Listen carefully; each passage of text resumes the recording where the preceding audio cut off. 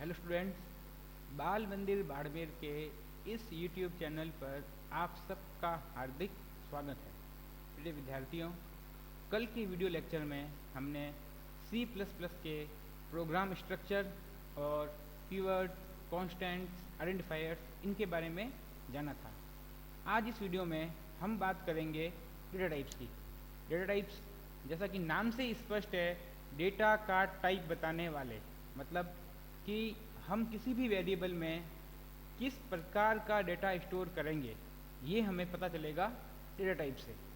अगर हम कोई नाम स्टोर करना चाहते हैं तो नाम में क्या होते हैं, कैरेक्टर्स होते हैं। तो कैरेक्टर स्टोर करने के लिए हम कैरेक्टर टाइप का डेटा यूज़ लेंगे।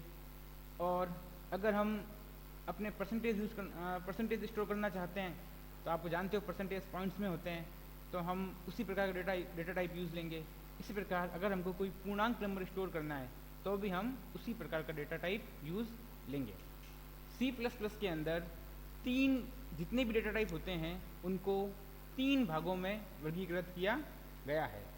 फर्स्ट है आपका basic data type. Basic data type जिनका आप सामान्यतः हर प्रोग्राम में उपयोग करते ही हो, जो कि हर प्रोग्रामिंग लैंग्वेज के अंदर होते हैं, जैसे इंटीजर जिसके अंदर पूर्णांक नंबर स्टोर होते हैं, फ्लोट मतलब कोई भी रियल डेसिमल वैल्यूज़ को स्टोर करने के लिए, कैरेक्टर को स्टोर करने के लिए, डबल रियल नंबर्स को स्टोर करने के लिए, और वॉइड मतलब अगर कुछ भी स्टोर नहीं करना हो, कुछ खाली करना हो तो उसके लिए वॉइड।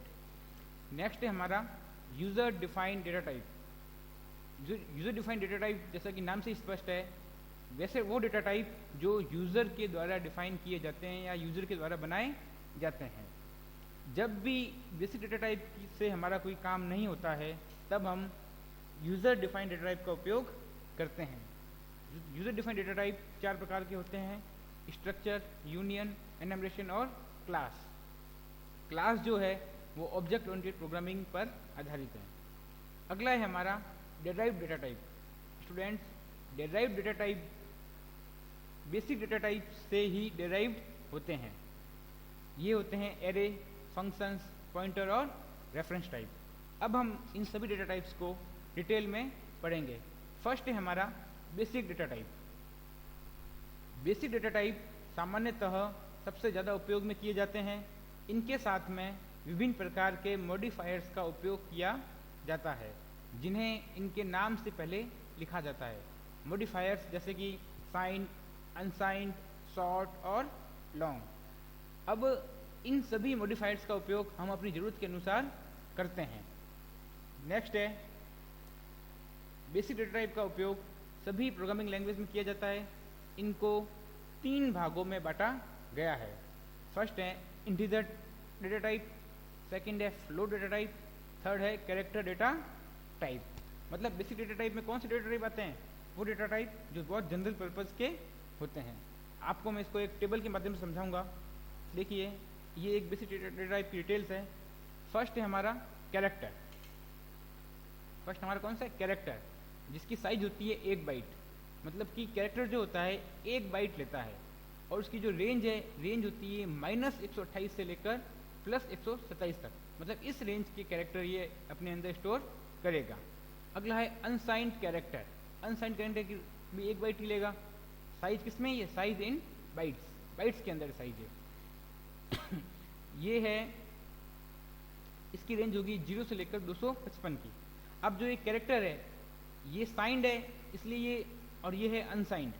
अब अनसाइंड में माइनस वाले तो होंगे नहीं, तो वो प्लस के साथ में क्या हो गए? जुड़ गए।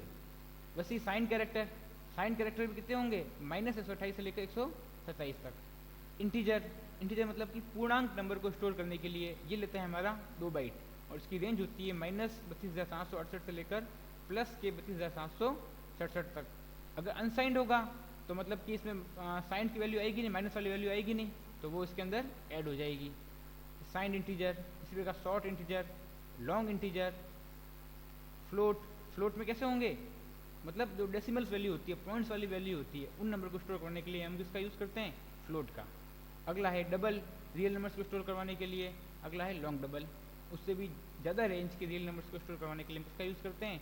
लॉन्ग डबल का। ये हमारे होते हैं बेसिक डेटा टाइप। नेक्स्ट है हमारे user defined data type. User defined data type CPP में जैसे मैंने आपको बताया 4 प्रकार के बताए, स्ट्रक्चर, यूनियन, एनमरेशन और क्लास। अब इन सभी को स्ट्रक्चर आपने सी में और स्ट्रक्चर और यूनियन को आपने सी लैंग्वेज में पढ़ा है, तो चलिए एक बार फिर से एक बार इनका ब्रीफ इंट्रोडक्शन देख लेते हैं। फर्स्ट है हमारा स्ट्रक्चर। स्ट्रक्चर एक यूजर डिफाइंड डेटा टाइप है जिसका उपयोग अलग अलग प्रकार के डेटा को एक समूह के रूप में उपयोग करने के लिए किया जाता है। क्या मतलब है इसका? स्टूडेंट्स, अगर मुझे बाई चांस किसी स्टूडेंट की ही इंफॉर्मेशन को स्टोर करना है, अब स्टूडेंट में क्या होता है, उसका नाम होता है, उसका एड्रेस होता है, उसके रोल नंबर होते हैं, उसके मार्क्स होते हैं।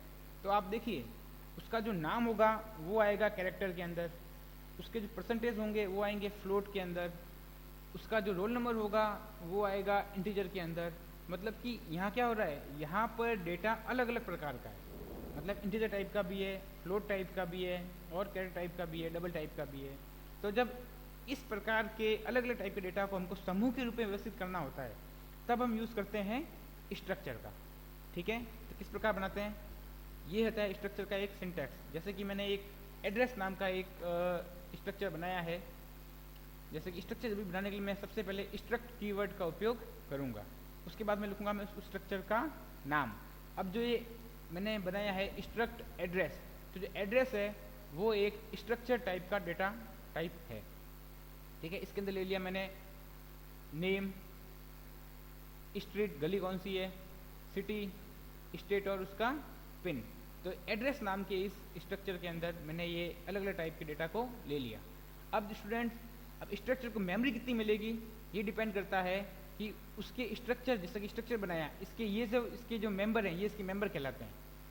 अब स्ट्रक्चर को कितनी मेमोरी मिलेगी ये डिपेंड करता है कि उसके मेंबर्स कितनी वैल्यू ऑक्यूपाई कर रहे हैं। जैसे कि यहाँ पर कैरेक्टर यहाँ पर लिया मैंने, जैसे कि कैरेक्टर 1 बाइट लेता है। अब कैरेक्टर का यहाँ पर मैंने एरे बनाया है, तो ये कितने लेगा 50, ऐसे ये 100, ये 50, ये 20 और इंटीजर कितना लेता है 2 बाइट्स। तो 100, 50 इन सभी मेंबर्स की मेमोरी को जोड़ करके स्ट्रक्चर की मेमोरी डिसाइड होती है। तो ये कितने लेगा 50, 100, 150, 200, 220 और 2 बाइट, मतलब 222 इस स्ट्रक्चर को टोटल 222 बाइट मेमोरी की आवश्यकता पड़ेगी। ये होता है हमारे स्ट्रक्चर। नेक्स्ट है हमारा यूनियन।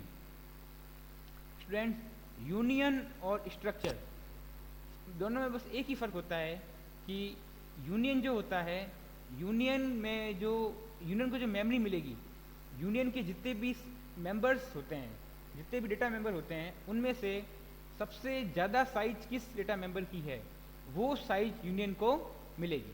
जैसे यूनियन भी एक स्ट्रक्चर की तरह यूजर डिफाइंड डेटा टाइप है।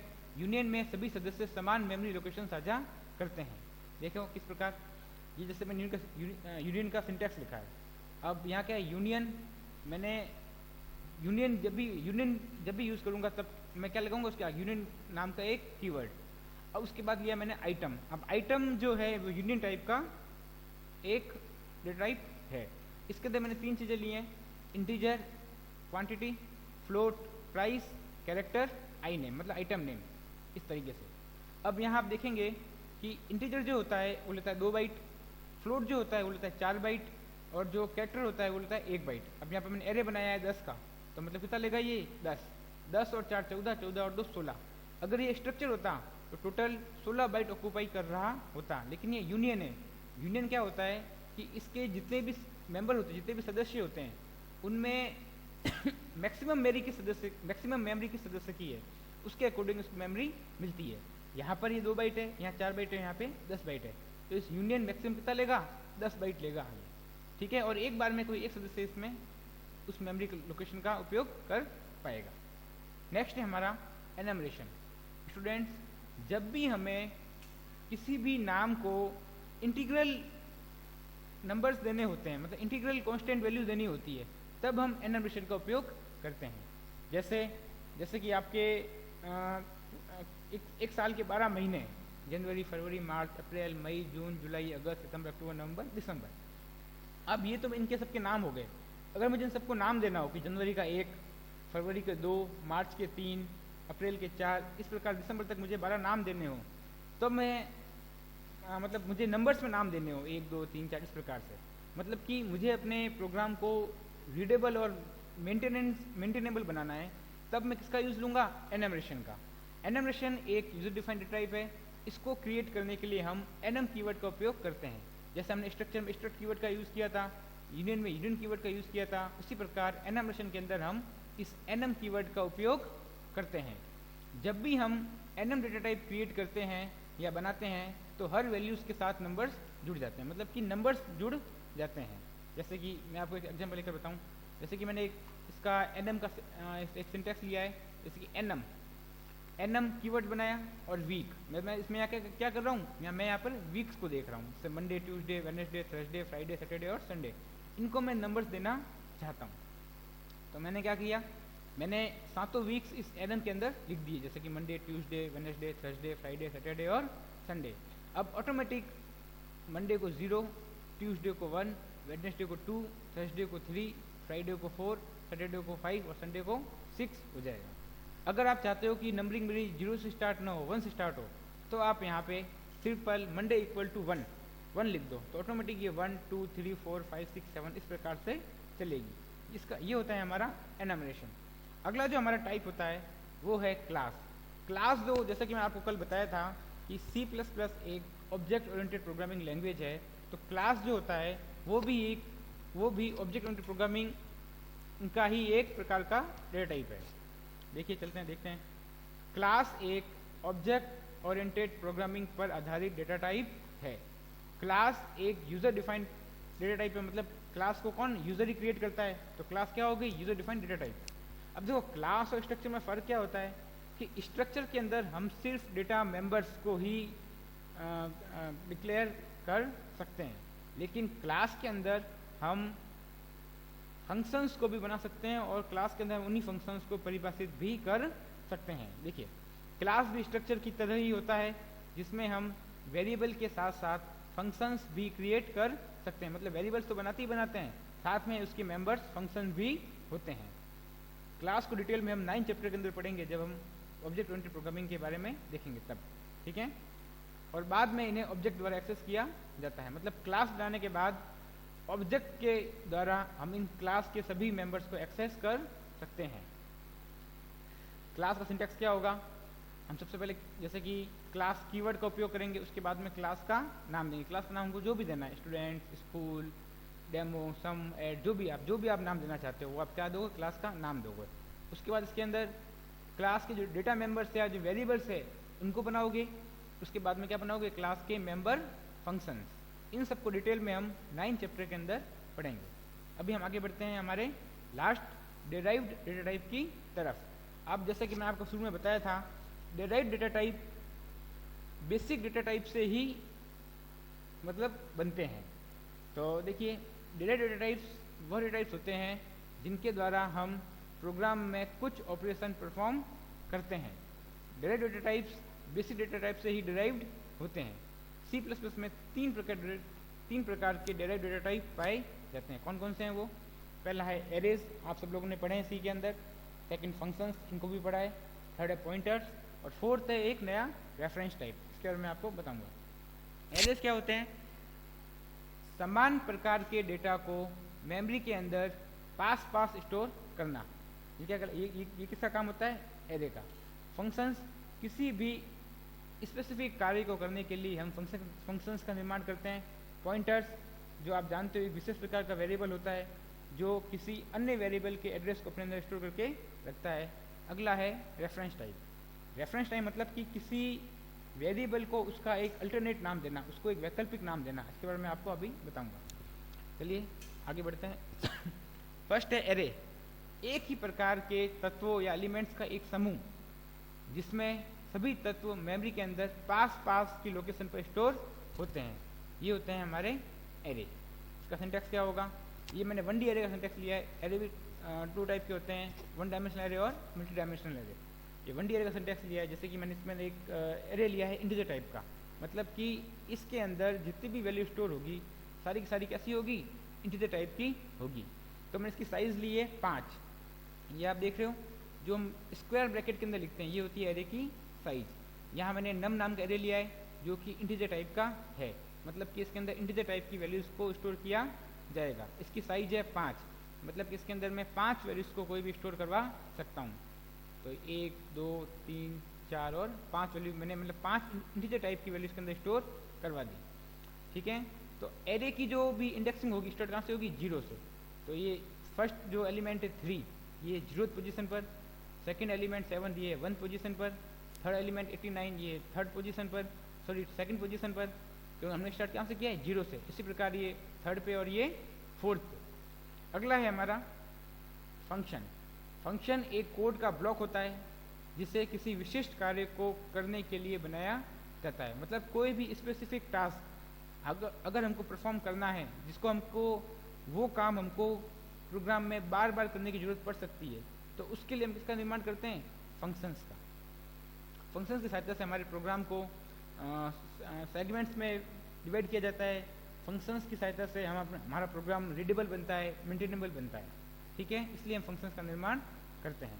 इसका सिंटैक्स क्या होगा, जैसे कि फंक्शंस क्या होता है, फंक्शंस मतलब फंक्शंस किस टाइप की वैल्यू रिटर्न करेगा, उसका रिटर्न टाइप, फिर उस फंक्शंस का नाम, और फंक्शंस के अंदर कितने पैरामीटर हैं, पैरामीटर या आर्ग्यूमेंट कह दो, कितने पैरामीटर हैं उसकी लिस्ट, 1 है 2 है या 0, उसकी लिस्ट यहाँ पर हम डिफाइन कर देंगे। फंक्शंस को भी हम चैप्टर नंबर 8 में डिटेल के अंदर पढ़ेंगे। वैसे हमने इसको सी में पढ़ रखा है, लेकिन फिर भी एक बार C+ में दोबारा इसको पढ़ेंगे। अगला है हमारा पॉइंटर। जैसा कि आप जानते हैं, पॉइंटर एक विशेष प्रकार का वेरिएबल होता है जो किसी अन्य वेरिएबल का एड्रेस अपने अंदर स्टोर करके रखता है। मतलब क्या होगा, पॉइंटर एक ऐसा वेरिएबल होता है जो किसी अन्य सामान्य वेरिएबल के एड्रेस को अपने अंदर स्टोर करके रखता है। इसको कैसे डिफाइन करते हैं, देखिए, जैसे कि एक वेरिएबल है इंटीजर टाइप का a, ये मेरा वेरिएबल है एक a, इसका टाइप है इंटीजर और इसमें वैल्यू स्टोर है 10। अब मैंने एक पॉइंटर वेरिएबल बनाया, जब भी पॉइंटर वेरिएबल बनाऊंगा उसके आगे इस एस्ट्रिक का साइन लगाऊंगा, इसका लगाऊंगा एस्ट्रिक का साइन। जिस भी वेरिएबल के आगे एस्ट्रिक का साइन लगा हुआ होता है, इसका मतलब वो एक पॉइंटर वेरिएबल होता है। अब मैंने एक पॉइंटर वेरिएबल बनाया जिसका नाम है pt और एक नॉर्मल वेरिएबल है जिसका नाम है a। ओके, अब जो जैसा कि मैंने आपको बताया कि पॉइंटर वेरिएबल किसी अन्य वेरिएबल के एड्रेस को स्टोर करके रखता है, तो मतलब कि इस pt में क्या होगा, इस a नाम के वेरिएबल के एड्रेस को स्टोर करवाऊंगा।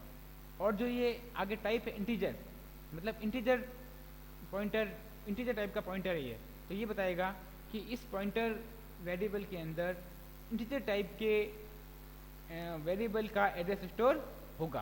तो जैसे मैंने आगे क्या किया, pt आगे लगा %a, मतलब कि a है जो मेरा सामान्य वेरिएबल है, इसका एड्रेस इस पॉइंटर वेरिएबल के अंदर स्टोर होगा। नेक्स्ट है हमारा रेफरेंस टाइप। अब देखो रेफरेंस टाइप क्या होता है, जैसा कि मैंने आपको अभी बताया कि रेफरेंस वेरिएबल का उपयोग हम तब करते हैं जब हमें किसी वेरिएबल को एक वैकल्पिक नाम देना होता है। जैसे कि मेरा एक वेरिएबल है a, अब मेरा कोई एक a नाम का वेरिएबल है, ये मेमोरी के अंदर कोई 2000 लोकेशन पर स्टोर है। ठीक है, इस a नाम का जो मेरा वेरिएबल है ये मेमोरी में 2000 की लोकेशन पर स्टोर है और उसकी वैल्यू है 10। अब मैं इस a नाम के वेरिएबल को कोई और वैकल्पिक नाम देना चाहता हूँ, मतलब इसका मैं एक रेफरेंस क्रिएट करना चाहता हूँ कि जो मतलब कि इसी मेमोरी लोकेशन को पॉइंट करे और इसी मेमोरी लोकेशन पर उपस्थित इस वैल्यू को एक्सेस करने की परमिशन उसके पास में हो, तब मैं इसके लिए क्या बनाऊंगा, एक रेफरेंस वेरिएबल। रेफरेंस वेरिएबल बनाने के लिए हमेशा इस रेफरेंस ऑपरेटर का उपयोग करूंगा। जैसे कि मैं इसको अल्टरनेट नाम दे रहा हूँ, माना कि y, तो y क्या है, अब y एक तो वेरिएबल हो गया हमारा a जो नाम का हमारा वेरिएबल है, ये भी इसी 2000 मेमोरी लोकेशन को पॉइंट कर रहा है और जो y है वो भी हमारा इसी 2000 मेमोरी लोकेशन को पॉइंट कर रहा है। तो y जो है वो a का क्या है, एक रेफरेंस वेरिएबल है। जब एक वेरिएबल को रेफरेंस के रूप में घोषित किया जाता है तो यह मौजूदा वेरिएबल के लिए एक वैकल्पिक नाम बन जाता है। क्या बन जाता है, एक वैकल्पिक नाम, मतलब कि a का एक वैकल्पिक नाम क्या हो गया, y। एक चर को घोषणा में एम्परसेंड लगाकर रेफरेंस के रूप में घोषित किया जा सकता है। जब भी मतलब कि मैं इस y वेरिएबल को a का रेफरेंस बनाऊंगा तो मुझे इसको डिक्लेयर करते समय एम्परसेंड सिंबल लगाना पड़ेगा। किस प्रकार लगाते हैं हम? इस प्रकार, जैसे कि मेरा एक वेरिएबल था इंटीजर a इक्वल टू 10, मतलब इस a में क्या डाल दिया मैंने, एक 10 वैल्यू डाल दी। अब मुझे इसका रेफरेंस बनाना है, मतलब कि मैं चाहता हूँ कि इस a का मेरा एक वैकल्पिक नाम भी हो, तो मैं क्या करूँगा, उस y के आगे क्या लगा दूंगा, एम्परसेंड, और उसमें डाल दूंगा a की वैल्यू। मतलब क्या हो गया, y जो हो गया, अब y में क्या चली गई, a की वैल्यू। यहाँ पर y में a की वैल्यू नहीं गई है, यहाँ पर जो मेरा y है ये a का एक वैकल्पिक नाम हो गया है। ठीक है, तो ये होता है हमारा रेफरेंस टाइप। अब रेफरेंस टाइप का हम बनाते क्यों हैं स्टूडेंट्स?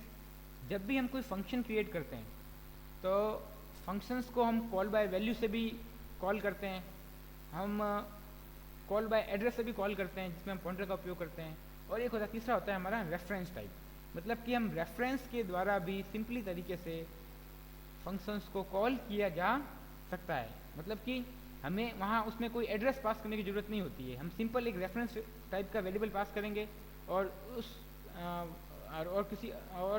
उस वेरिएबल को एक्सेस कर लेंगे। तो ये 3 टाइप के डेटा टाइप्स हमारे C++ में होते हैं। इनको हम आगे हम प्रोग्राम्स के अंदर डिटेल में भी देखेंगे। तो आज की वीडियो में इतना ही। धन्यवाद फ्रेंड्स, आप इस वीडियो को देखें और अगर कुछ समझ में नहीं आए तो मुझे इसके बारे में नोटिफाई करें। अब आगे हम कल देखेंगे। थैंक यू, धन्यवाद।